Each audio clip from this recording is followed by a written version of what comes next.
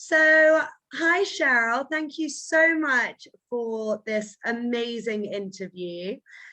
Just for my listeners, Cheryl competed as a figure skater for 22 years and at the age of 19 turned professional. You were the runner-up at the national championships, which is incredible, Cheryl. So let's jump straight into it. What or who inspired you to become an ice skating champion? To be honest, my whole family grew up on the ice, so I have always been on the ice.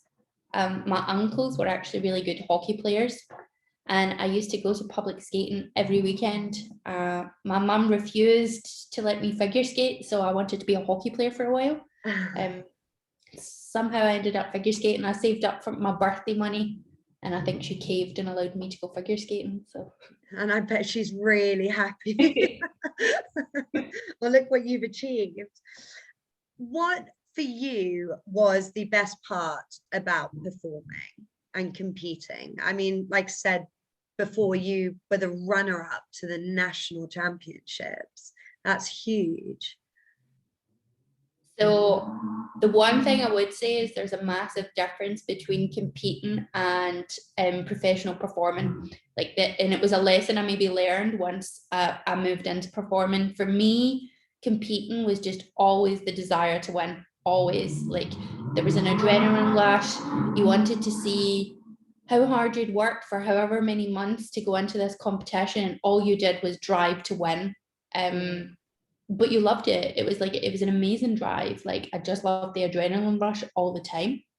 And would you say were you conditioned to have that drive, or that's something which came completely natural to you? I think you're trained to want to win. Okay. But I have to be honest, I think it needs to come from within. Like, people can keep telling you and people can keep teaching you how to do something. Whether you do it or not comes from you. So it's your drive to win. Like, what do you want? Yeah, I love that. That's great.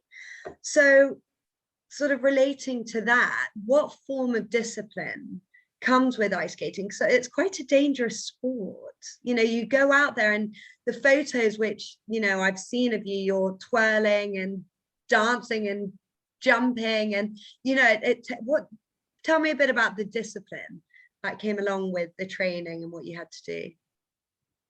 In terms of what you're talking about for twirling and what you have to do, the fear is not in you as a kid. Okay. So, like, when I started at 9, I had no fear of falling. I would fall 100 times in one day and I would be okay with it. Like, you're taught to fall. The first thing you're taught is how to fall and how to get back up. So, like, you don't mind falling. So you come disciplined probably at a very young age. You're taught not to cry. You just get back up and you try it again.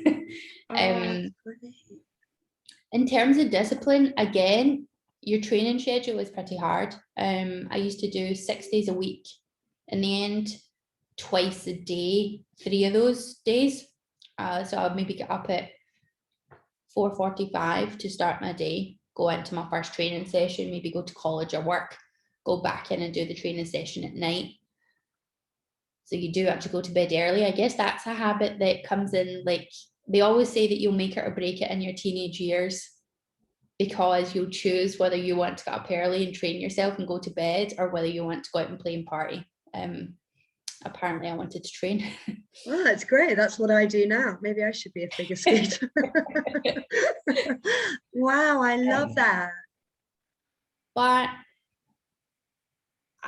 I guess something that also is taught for you, like, you know, when you're saying, like, how do you get there?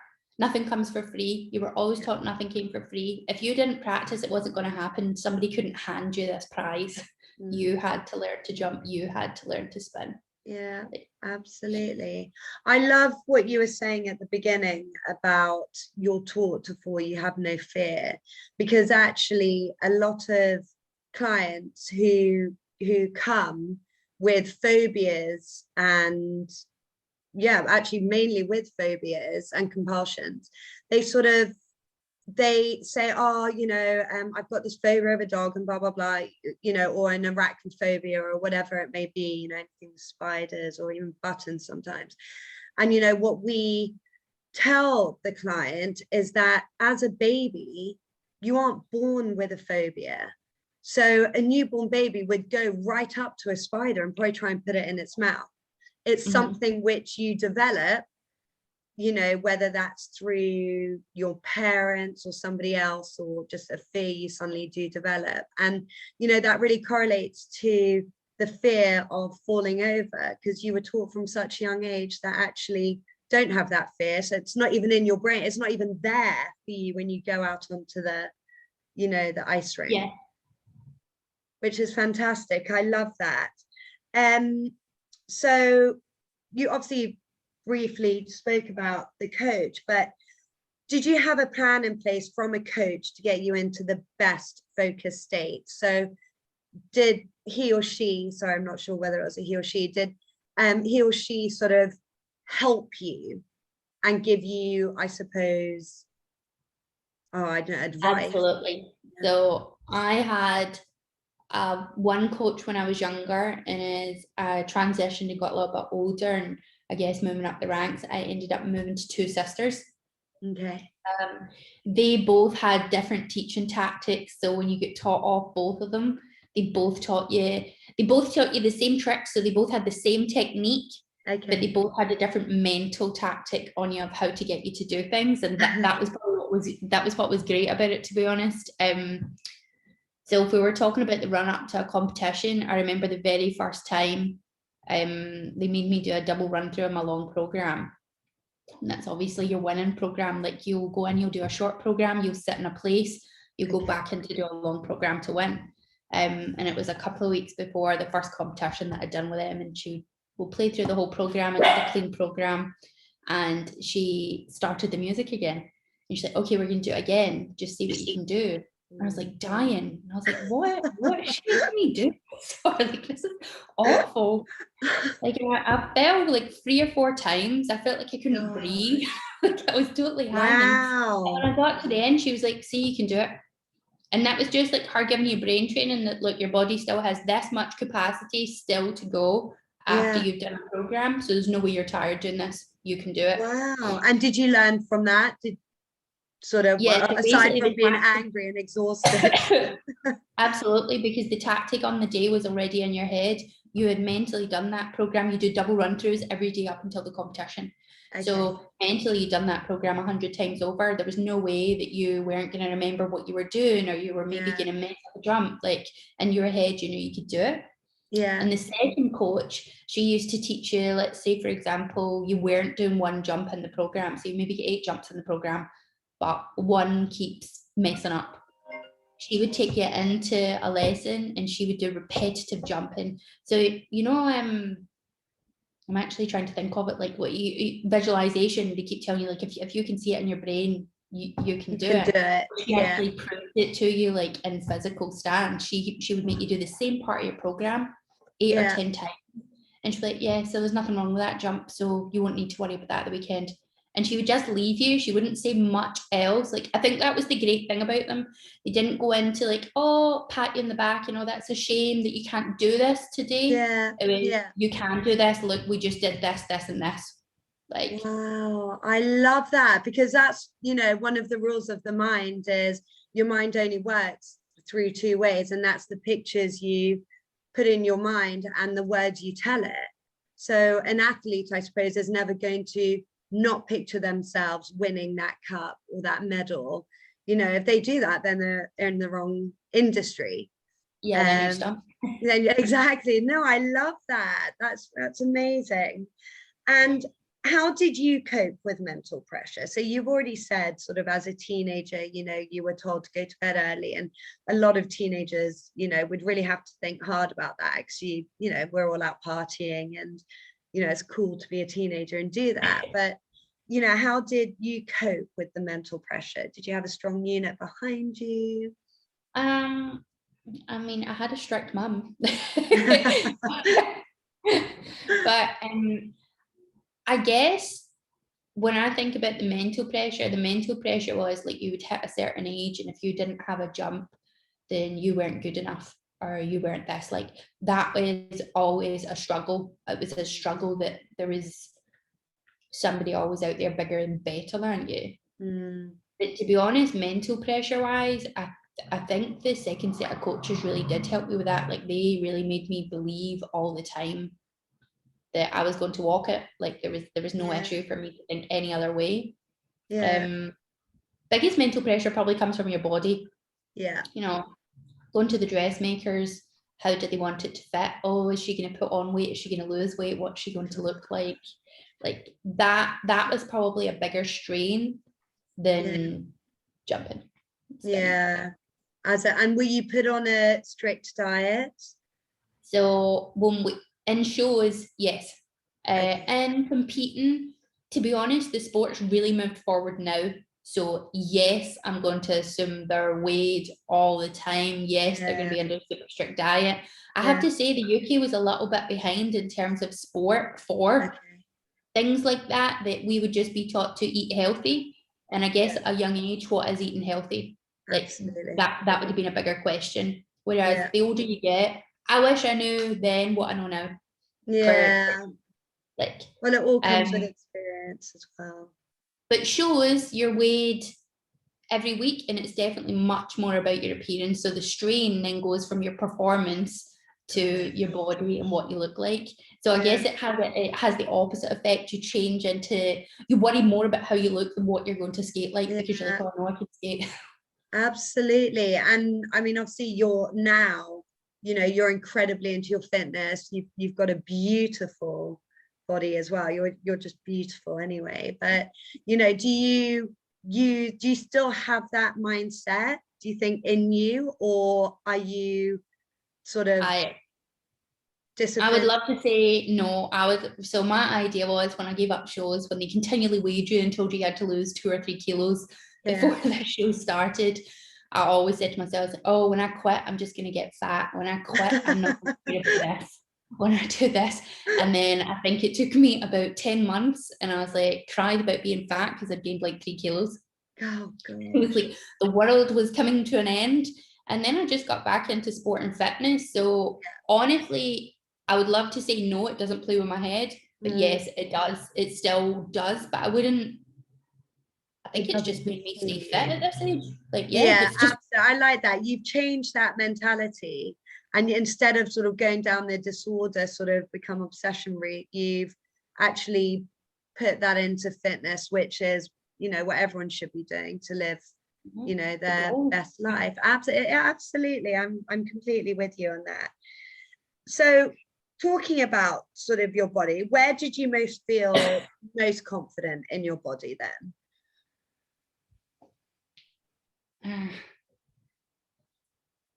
I don't know. I would say, like, I don't feel like I'm confident. I think I don't love my body. I still don't love my body, but I think I have a very good, what do you call it? An alter ego.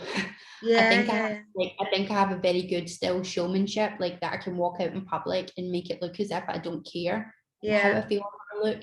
But actually, I think it plays with everything. Like, I'll still stand in front of the mirror every day and I'll interrogate it. And I'm not sure.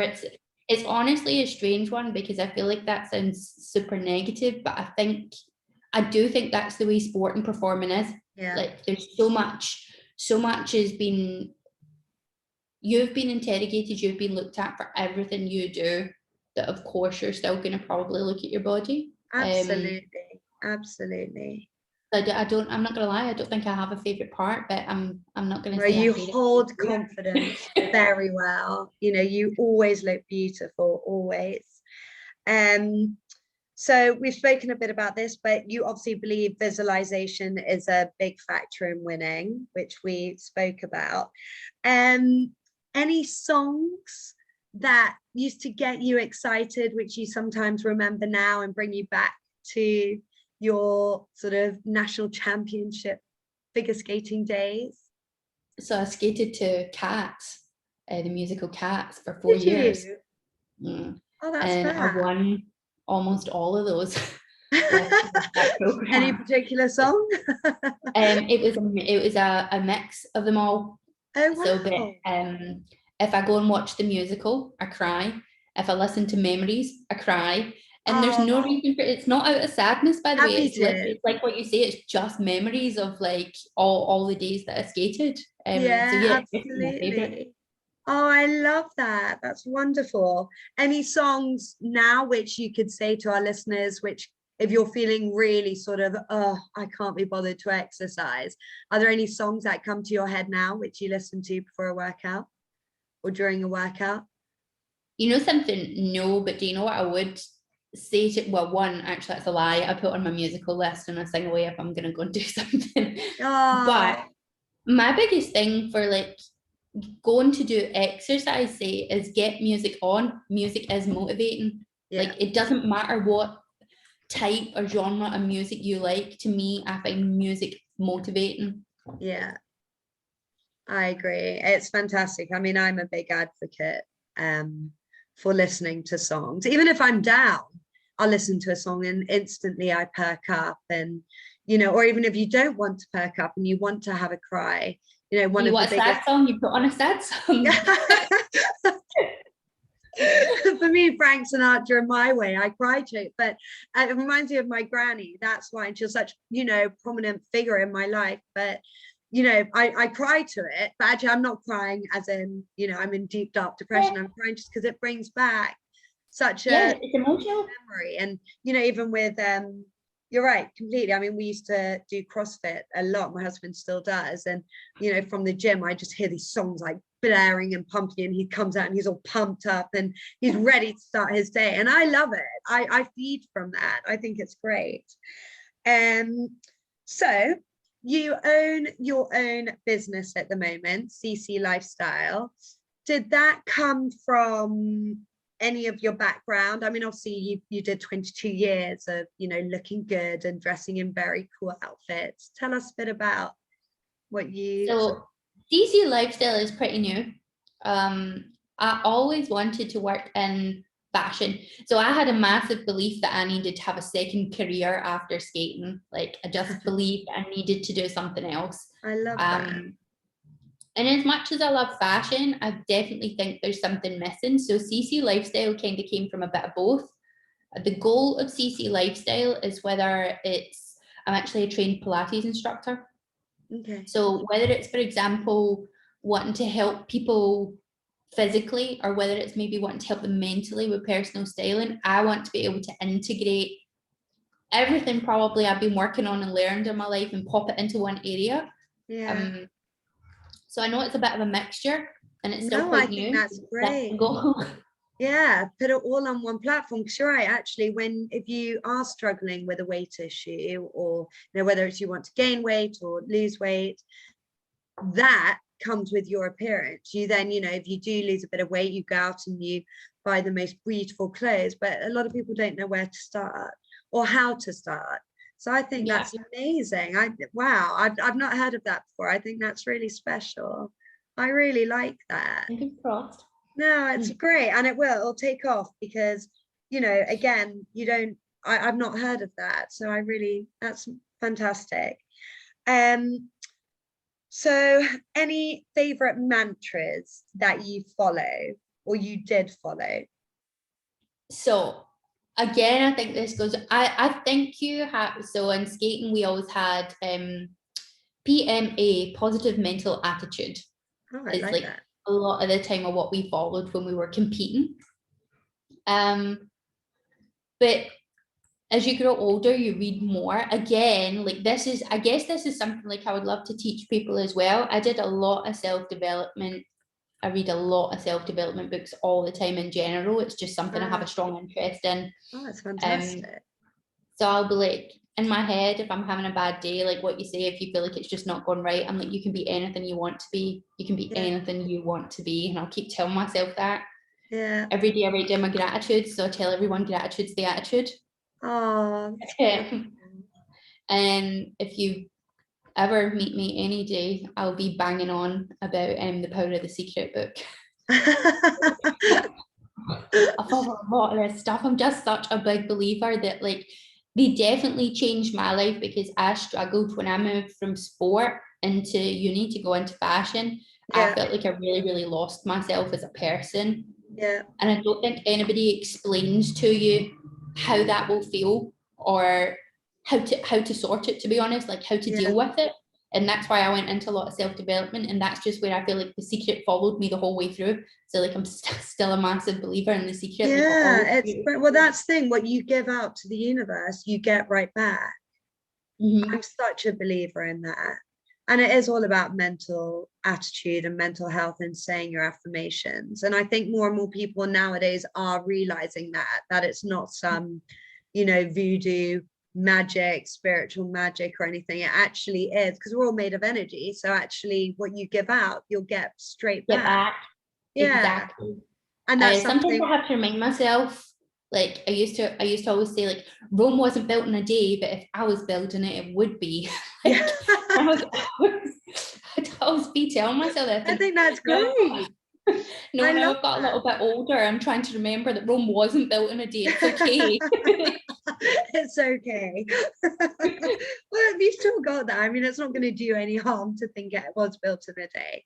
I mean, it is amazing, because every single thing that we humans see that's man-made, whether it's a building or a lamp or whatever it may be, that came from one person's thought. So one person had this visualization that I'm gonna do that and I'm gonna make it come true, because that's what man's done. That, we've had that one thought, and then you've extracted that and made it a reality. And I do think if you have it in you, to just think positively and just give it a go and follow your dreams, it will come true. And just don't give up. Yeah, absolutely. Yeah, I love that, Cheryl. So, well, that ends our chat, but it's been such a pleasure speaking to you. Your mindset is just incredible, and you need to open this up more, because so many people could learn from you. Thank you very much for having me. No, it's my absolute pleasure, Cheryl, and all the best with CC Lifestyle.